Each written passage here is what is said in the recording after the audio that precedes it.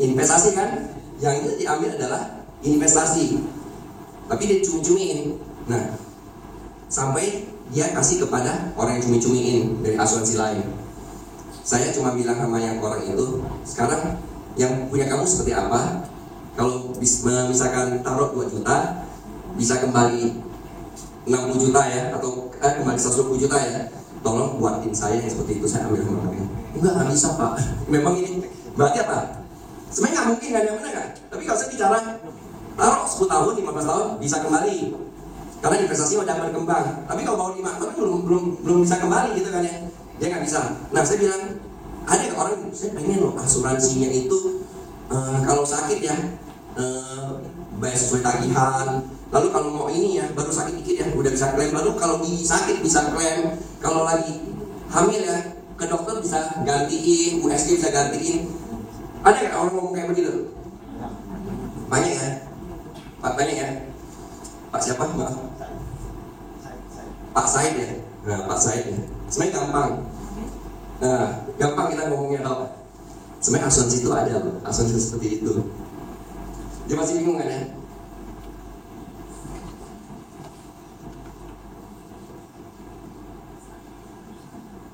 Cek kehamilan diganti, tambal gigi diganti, bersihin karang gigi diganti, ya pokoknya semua diganti. Itu ada asuransi itu. Mau tahu namanya? Namanya asuransi Said. Asuransi yang punya asuransi itu adalah bapak sendiri. Kita berapa balikin? Kalau bapak, ya kan? Kalau bapak punya asuransi seperti itu, ya semua orang pasti mau. Masalahnya apa? Masalahnya kita belum ketemu asuransi yang seperti bapak maksudkan. Ya semua diganti. Lagi mau kontrol kehamilan diganti, semua lagi full ya. Belum ada. Kalau ada, saya mau seperti itu. Nah, biasanya dia mau apa? Ah, kamu paling bisa, ya kan? Ada kan? Ya, ah, kamu paling bisa. Kalau nasabah ngomong, ah kamu paling bisa, artinya apa? Sebenarnya dia udah setuju sama kita. Ya, maksudnya gini nih, memang tidak ada asuransi yang seperti itu. Bisa asuransi seperti itu, cuma preminya sangat tinggi. Ya, yang kita cari sekarang gini nih, asuransi ya seperti handphone. Dulu ya saya beli handphone BlackBerry loh. Dulu kan BlackBerry ya, BlackBerry. Kalau BlackBerry atau Nokia atau apa, BlackBerry aja deh, BlackBerry ya. Dulu kan kita pakai Javelin ya dulu masih tipe Javelin. Habis itu keluar nanti ada Onyx ya kan, ada Bolt. Coba lihat deh, yang satu canggih tapi kameranya nggak gede, dia punya pixel ya, dia punya apa, gambarnya kurang tajam. Yang satu bagus tapi baterainya tahan lama. Yang satu ya kan kameranya bagus, baterainya ini, tapi fiturnya kayak ini, ada yang kurang-kurang. Saya udah mati pikir, kenapa sih perusahaan BlackBerry itu nggak bikin satu produk yang begitu keluar semua komplit gitu loh, semua komplit ya. Nah ini kita bilang sama calon nasabah itu adalah asuransi itu kita beli berdasarkan kegunaannya. Saya satu contoh ya, di dunia ini tidak ada yang sempurna loh. Ya, saya gambarkan kalau orang banjir, takut banjir, dia bangun gedung pencakar langit, bagus kan? Bagus kan ya? Pencakar langit loh, bagus. Mau banjir berapa meter pun dia aman di lantai atas. Tapi kalau saya bicara, kalau terjadi kebakaran, yang mana yang paling bahaya? Atas kan ya? Gedung pencakar langit itu yang paling susah dievakuasi. Makanya Osama bin Laden tubruk WTC kan, hancur kan, susah diituin. Nah, tapi kalau rumahnya kecil terjadi kebakaran, gampang keluarnya. Artinya apa? Tidak ada produk yang paling sempurna. Sekarang Bapak pengen produk seperti apa? Ya, saya maunya uang jiwa gede, ini gede, tapi maunya premi kecil. Ada kayak gitu? Asuransi sakit. Ya, ini bercanda aja ya, ini bercanda aja. Makan tuh saya. Nah kita lewatin dulu ya kan. Nah kita lihat sini. Nah kita lihat ya. Ini tembak ini. Tembak nggak mau ini. Tunggu saya pegang dulu. Bukan tembak cahaya. Ada ya? Oh, nggak mau, tapi nggak, saya pegang dulu deh. Tengah atas. Baik lagi ya tadi. Nah, kita lihat dari sini nih.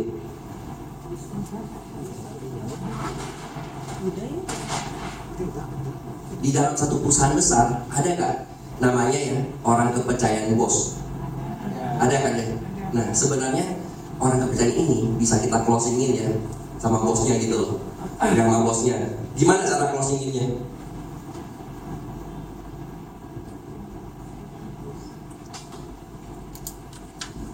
Tidak berhenti, jadi saya bisa ini ya. Nih, kita lihat ya Bapak Ibu ya. Anggap ya ini adalah Pak Ali ya.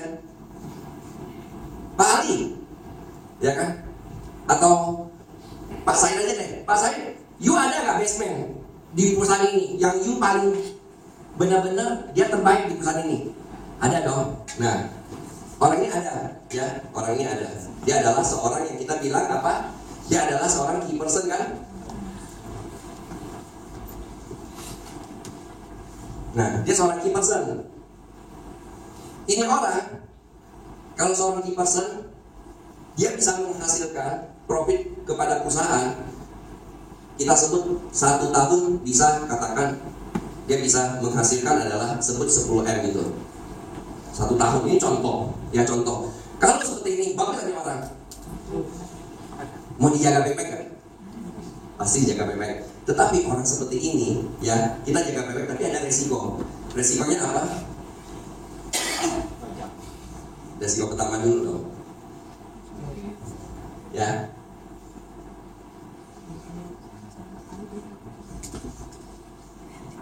Ya. Ini adalah resiko yang kita tidak bisa cegah.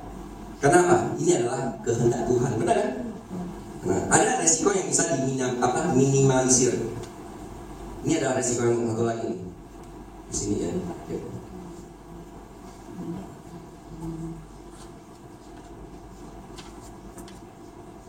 Dia bisa dibaca kan? Saya dulu bukan restoran kok. Di Mangga Besar Bapak Ibu. Itu restoran ramai sekali. Dahulu kala itu restoran, saya udah gak enak saya sebut, itu restoran besar. Jadi restoran itu dia punya pegawai ikut kita kan. Kita buka ini restoran, pegawai ikut kita. Udah ramai sekali. Ini pegawai tahu bilang mau pulang kampung. Begitu pulang kampung, dia udah gak datang lagi. Sebenarnya ini pegawai kemana? Dia pindah ke tempat lain. Alias apa? Dia dibajak. Gimana cara ngebajak restoran punya pegawai kokinya? Gampang kok, gini saya udah perhatiin. Namanya tamu yang makan, kadang suka ke toilet. Kalau toilet itu ketemu gak sama si acong gitu, ya.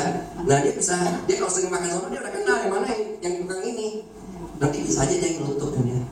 Hebat ya ini ya, kan ngobrol bosnya di depan kan ya. Sebulan berapa di sini, ya kan? Oh saya dibayar 7,5 juta. Oh gitu ya, gini deh kalau mau nih ya, saya kasih 10 juta. Setiap porsi nasi goreng saya tambah lagi 5% buat you. Mau gak dia ikut gak? Dia pasti pindah, ya kan? Nah ini adalah namanya resiko dibajak, ya kan? Nah ada satu lagi adalah ini adalah reward. Reward juga seorang pegawai yang udah kerja lama, dia pengen loh dihargai kan ya, ada reward kan ya. Nah ini semuanya ini bisa diminimalisir, ya. Nah kita lihat begini.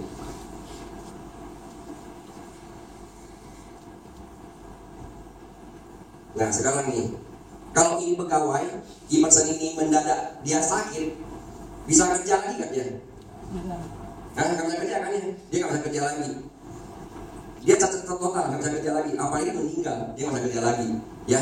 Dan kalau dibajak itu juga gak bisa lagi. Dan kalau misalkan dia berhenti, dia juga kan dia nggak ada dikasih penghargaan, dia juga bisa dengan gampangnya dia berhenti.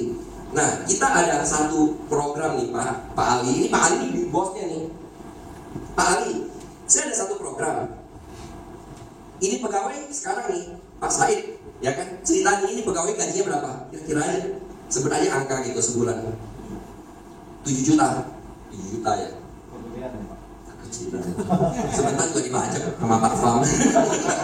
Sebentar dibajak ya kan? Ya? 10 juta. Waduh, 10 juta. Kayaknya kalau orang orang UM Udin saya makan ke sono ya, bentar juga dibajak juga kan, ya kan? Jangan UM ya kan, baru angin 6 bulan udah dibajak sama itu. Ya kita sebut lah ya, kita sebut adalah 50 juta 1 bulan. Ya, 1 bulan 50 juta. Ini key person, ya. Kalau misalkan dia mengalami sakit, gaji tetap dikasih. Mau kan dia? Ya kan? Pokoknya kalau kerja sama saya nih, pokoknya ini kan gaji sebulan berapa? 50 juta kan ya? Tetap dapat. Kalau nggak tetap tetap dapat. Meninggal pun tetap dapat. Gila kan? Orangnya udah meninggal tetap dapat. Berapa lama? Tinggal berdasarkan nego, ya kan? Pokoknya you kerja sama saya, you udah mati pun, ya kan? Istri di rumah tetap ngai gaji. Yang sebulan 50 juta. Kalau you kerja 5 tahun di sini, nah ini 5 tahun ya kan? Dengan catatan you harus kerja 5 tahun minimal, ya. Maka ngai bayar sampai 10 tahun misalkan, atau ngai bayar sampai 5 tahun ke depan. Nggak ngomong aja. Nah di sini tapi ya kalau kamu berhenti, ya kamu artikan ikut orang lain, ya ikut orang lain, maka ini semua akan dapat. Tapi kalau kamu nggak berhenti, kamu akan dapat apa di sini? Nilai tunai ya. Kita udah bikinkan, ya. Nah caranya gimana? Coba lihat ya. Ini 50 juta sebulan, setahun berapa? Ya setahun, 10 tahun 6M, ya 6M. Katakan saya bikinkan 10 miliar. Katakan saya bikin 10 miliar. Kalau terjadi dia, katakan yang resiko terburuk kan dia meninggal atau dia sakit lah ya meninggal aja dah supaya gampang. Kalau meninggal keluar nggak 10M? Keluar. Kasih kepada dia setiap bulan berapa? Ada pokoknya yang gede kan? Yang gedenya itu, yang 10M ini punya siapa yang 10M ini sebenarnya? Punya Pak Ali. Benar kan? Di dunia asuransi ada namanya kata-kata one word. Namanya apa? Mungkin Bapak Ibu tahu ini.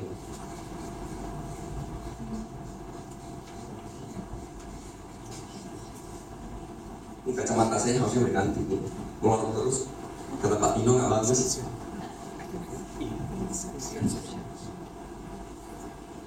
Ada tahu Inception? Inception tahu. Jadi ya, saya kasih contoh nih. Dia adalah asuransi menilai seseorang berdasarkan kondisi saat dia masuk, dan itu berlaku seterusnya. Contoh, suami istri married ya, dia terus ahli warisnya adalah suaminya. Mereka cerai ya. Anggap yang punya asuransi adalah suaminya. Mereka cerai. Istrinya udah nggak sama dia lagi, udah berpisah lah ya, udah married sama orang lain. Suaminya mati. Itu ahli waris dapat nggak istrinya? Dapat. Kenapa? Karena ada ini namanya inception. Dia kan nggak rubah-rubah, kecuali setelah bercerai dia melakukan perubahan atau major atau apa, itu langsung kondisi yang terbaru, ya. Jadi dia mengacu kepada kondisi di mana pada saat dia ngambil polis itu, ya. Itu namanya inception. Seorang pegawai kerja sama big boss korporat, dibayar terus preminya. Setelah itu pegawai itu berhenti, dia udah gak kerja lagi. Bos bayarin terus preminya, tetap berlaku asuransi itu. Ya. Kenapa? Inception. Saya pernah nonton ini, saya tutup dulu takut ini apa? Kering. Saya pernah nonton satu film ya. Itu seorang ada satu serial namanya CSI. Nah, CSI. Ternyata ada yang mati. Ada yang mati diselidiki kan. Udah tuh ada yang mati lagi diselidiki. Selidik punya selidik, yang mati itu rata-rata adalah dari perusahaan tertentu. Sebut ini perusahaan, katakan perusahaan Said. Nah, perusahaan Said nih ya kan. Nah, jadi ini ada PT Said. Jadi ini orang yang pada mati ini adalah pegawainya PT Said. Ternyata ini PT Said punya pegawai, ini ada yang udah berhenti, ada apa? Tapi asuransinya tetap berjalan. Di saat perusahaan lagi kekurangan modal, dia lakukan apa? Dia bunuh pegawai ini. Dibunuh dengan cara halus. Terjadi kecelakaan, ya kan? Terjadi apa? Lama-lama diselidiki. Ternyata ini memang yang bekerja adalah ex pegawainya Pak Said Group. Nah, itu. Makanya Pak Said saya bilang, kalau ada yuk buka asuransinya mau ambil loh. Ini saya mau jelasin tentang namanya inception, ya. Jadi paham ya ini ya, paham. Jadi saya ngambil polis, ahli waris adik saya. Saat itu saya masih single. Setelah saya married, saya mati. Adik saya tetap dapat ahli waris ya, dapat ya kan inception ya. Oke.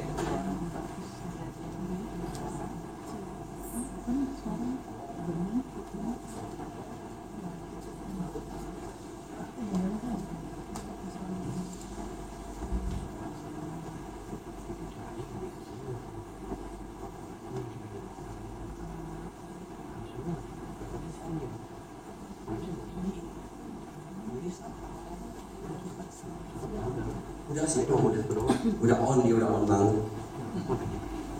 Nggak mau ya Pak. Jadi ini.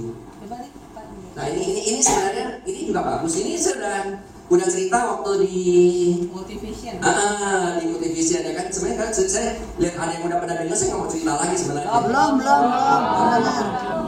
Ini cerita saya ada closing beberapa teman saya pakai cerita seperti ini. Ini cerita hanya sangat simpel sekali. Ada 3 teman baik berkunjung ke satu negeri yang hanya bisa didatengin seumur hidup hanya sekali. Begitu dia datang, ini Pak diklik sekali Pak ya. Sekali ya. Pak, klik ke sini aja Pak. Coba itu. Oh gini. Klik ke sini aja, klik ke sini. Bisa. Nomor Pak. Coba. Pak dia habis sekali. Apa dia sentimen sama saya? Pak Said dari situ Pak Said.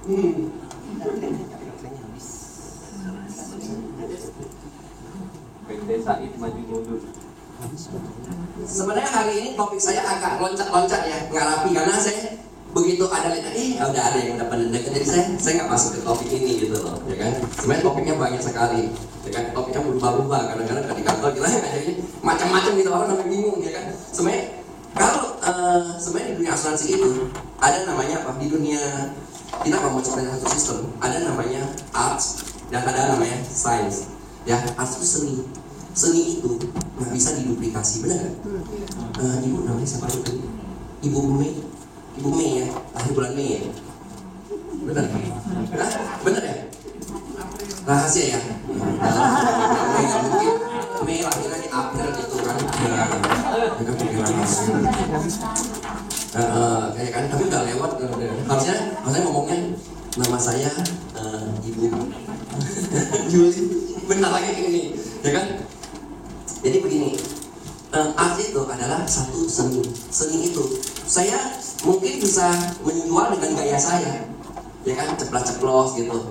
Tapi saya mau ajarin kepada Dennis nggak bisa terapin, benar nggak? Dennis nggak bisa terapin. Yang saya mau lakukan, saya ajarin begini, kalau ketemu orang kamu harus begini, susah. Itu sains. Apa itu adalah art, ya kan? Ya itu adalah satu seni gitu. Ya, tetapi yang bisa kita terapin buat agen-agen kita itu adalah namanya apa? Sains, ilmu pasti, ya kan? Nah, ilmu pasti kan 1 tambah 1 sama dengan 2. 1 kayak 1 sama dengan 1, itu udah pasti. Bagaimana kita mengajarkannya? Nah, itulah yang diajarkan oleh Alfred Granum melalui namanya apa? One Cut System. One Cut System ini sangat bagus. Dia menjabar dalam 1 bulan ada 31 hari. 31 hari ini kita tentukan kan dari tanggal 1 sampai 31. Kita tulis tanggal 1 anggap Senin, tanggal 2 adalah Selasa, ya kan, berurut. Ya kan, akan Senin, Selasa, Rabu, Kamis, Jumat, Sabtu, Minggu, Senin, Selasa, Rabu, Sabtu, pokoknya diurutin ya. Untuk hari nasional kita stabilo. Kenapa stabilo? Karena jangan sampai kita bikin janji dengan perusahaan kita. Ya, makasih ya Pak ya, makasih. Kita lupa bikin janji. Pak Denis ini kerja di BCA misalkan, ya kan? BCA taruh kata lah ya. Ternyata ada hari libur nasional gitu loh. Hari libur nasional katakan 15 Agustus libur nasional. Saya nggak tahu, saya bikin janji, gagal itu janji. Nah, waktu di One sebelum itu kita semua udah garisin, ya garisin. Nah, dari jam 9 sampai jam 9 malam itu semua aktivitas itu kita tulis, ya kita tulis. Kalau saat itu kita tidak ada aktivitas, nggak apa-apa, kita nggak usah tulis. Tapi di bawah ada pertanyaan. Apakah hari ini engkau telah melakukan pekerjaan Anda secara baik atau jelek gitu loh. Kalau misalkan pekerjaan kita ini adalah hari ini saya tidak melakukan apa-apa, berarti jelek kan ya. Nah, penerapan dari One Kasus ini, Anda harus mencari seorang partner. Partner ini adalah kita orang yang mau mengkritik kita dan dia tulus. Contoh partner saya adalah Dennis.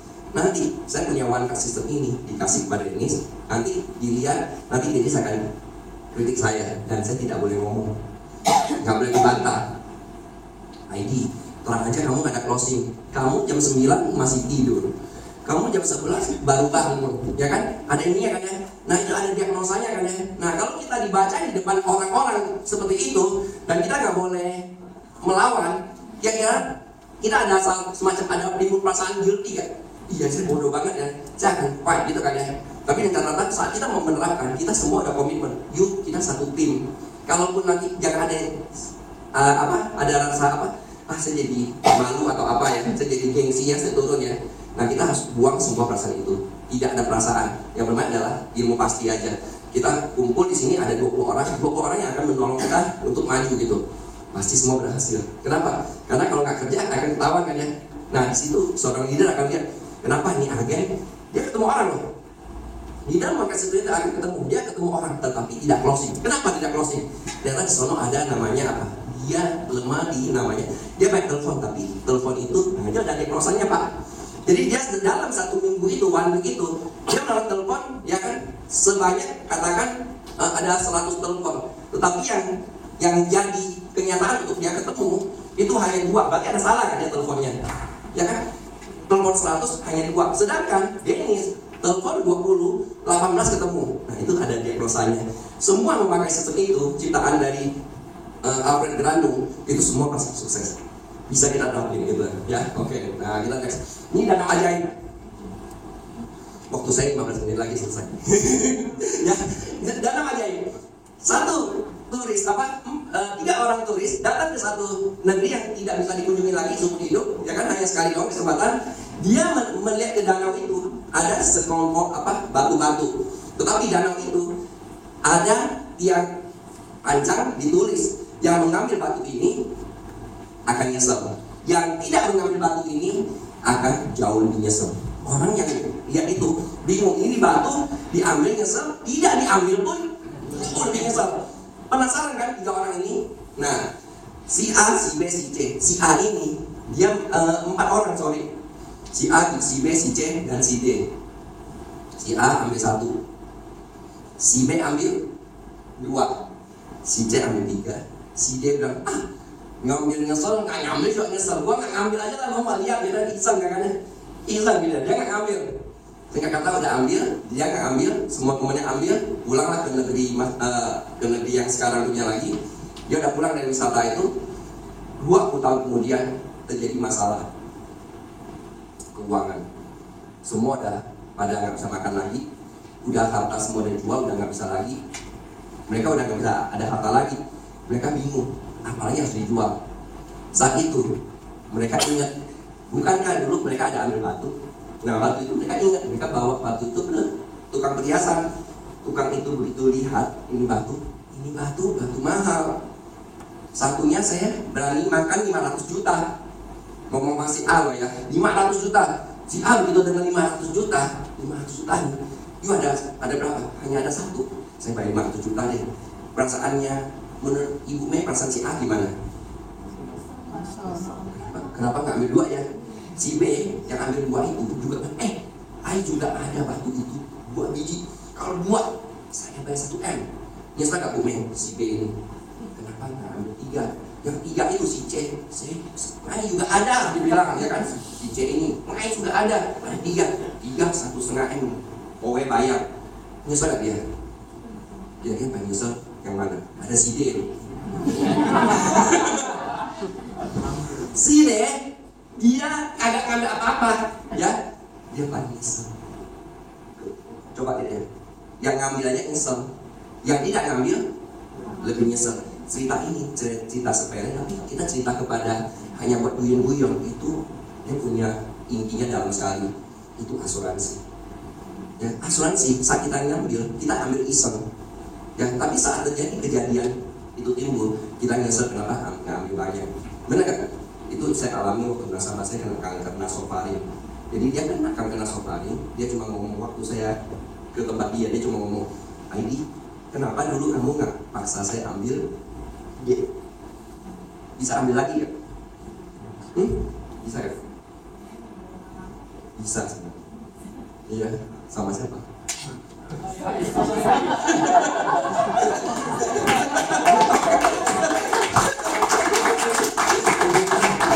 Ya, hanya asuransi Said yang bisa mengcover orang saat dia sakit bisa sekali asuransi Said. Saya ini nggak ada. Ya, oke, ini sudah. Ini ya, oh ini enggak juga. Ini saya waktu ini saya ini.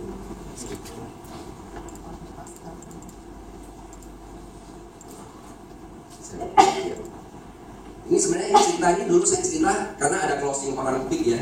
Saya tuh ingat gak waktu bos Asaba ditembak mati itu sama marinir kan ya. Padahal dia dijaga oleh Kopassus kan, benar gak?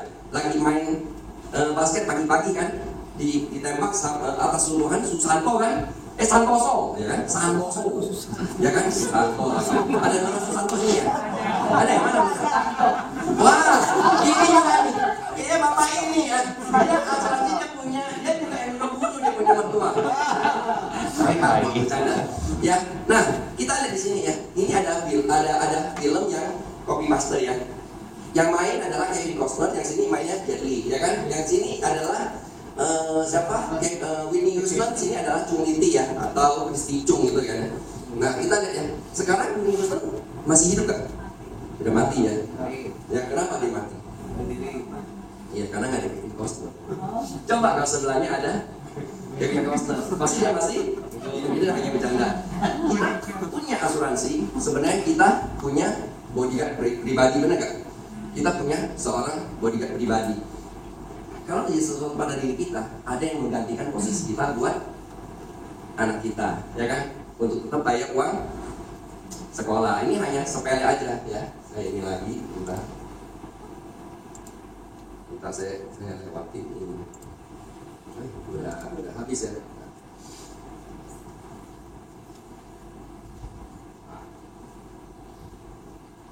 Saya pernah ini saya udah pernah cerita, dan sebenarnya tidak ada asuransi yang bisa mutlak, ya kan? Tidak bisa menang mutlak gitu loh. Oh iya, kenapa saya ada satu gambaran? Ini terakhir ya. Pak Aidi bikin buku aja ya. Buku ya. 1001. Tahu nggak? Kalau di kantor, kalau pembicara pada lagi nggak datang, yang maju saya. Habis-habis 1000. Slide-nya tadinya ada slide PowerPoint tadi ada 20.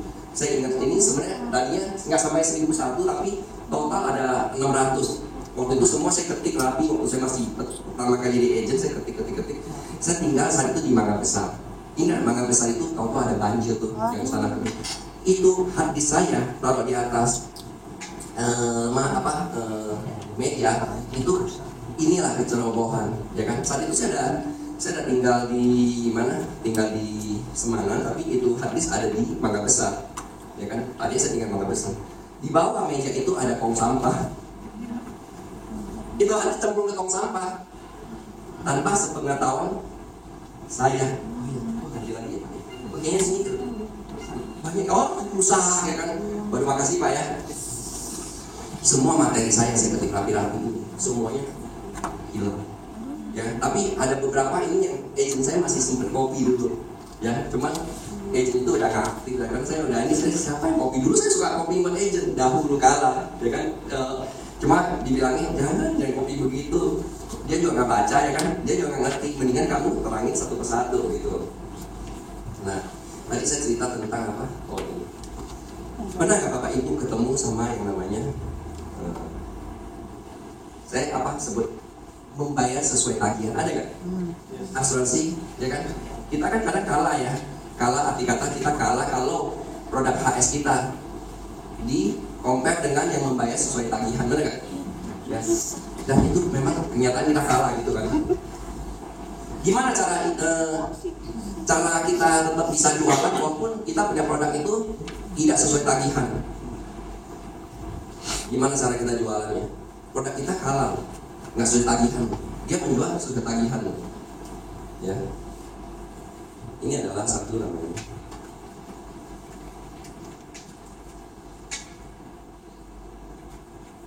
Ya.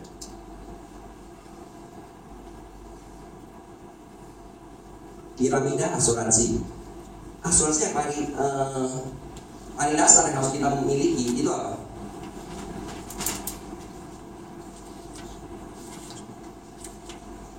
Benar nggak Bapak Ibu? Ya, memang harus punya. Saya pribadi, kalau orang udah punya asuransi yang membayar sesuai tagihan di asuransi lain, sebenarnya saya nggak masalah. Kenapa? Karena orang itu hanya bisa beli sekali kepada satu agen itu. Habis beli dia mau jual lagi, mau jual apa ya? Saya beli satu produk HS yang sesuai tagihan. Habis itu pokoknya berapa pun yang timbul, saya ganti sesuai tagihan. Habis itu saya mau jual lagi, mau jual apa kepada dia? Saya selidiki, kalau asuransi yang membayar sesuai tagihan, biasanya lemah di uang proteksi jiwa, UP jiwa, UP sakit kritis, itu bisa lebih mahal. Coba deh, ya coba yang asuransi yang tiga huruf itu loh, sekarang udah berubah kan, ya kan, yang 3 huruf itu kan udah berubah ya. Nah, coba bikin deh, kalah dia. Sebenarnya setelah hospitalization ini, yang lebih tingginya apa? Ini adalah kita sebut dengan apa?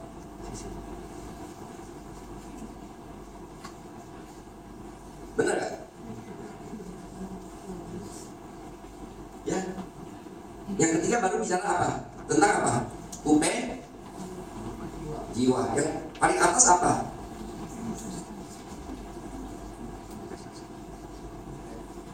Ya. Ini yang kita bisa jual paling ini. Seorang member MDRT yang lifetime MDRT, sebenarnya dia banyak jual ini apa jual ini sama ini. Dia banyak jual ini sebenarnya. Ya, dia banyak jual namanya UP jiwa. Sebenarnya ya kalau kita ini bicara dagang ya, kita bicara dagang ya, kita bukan bicara misi atau apa ya.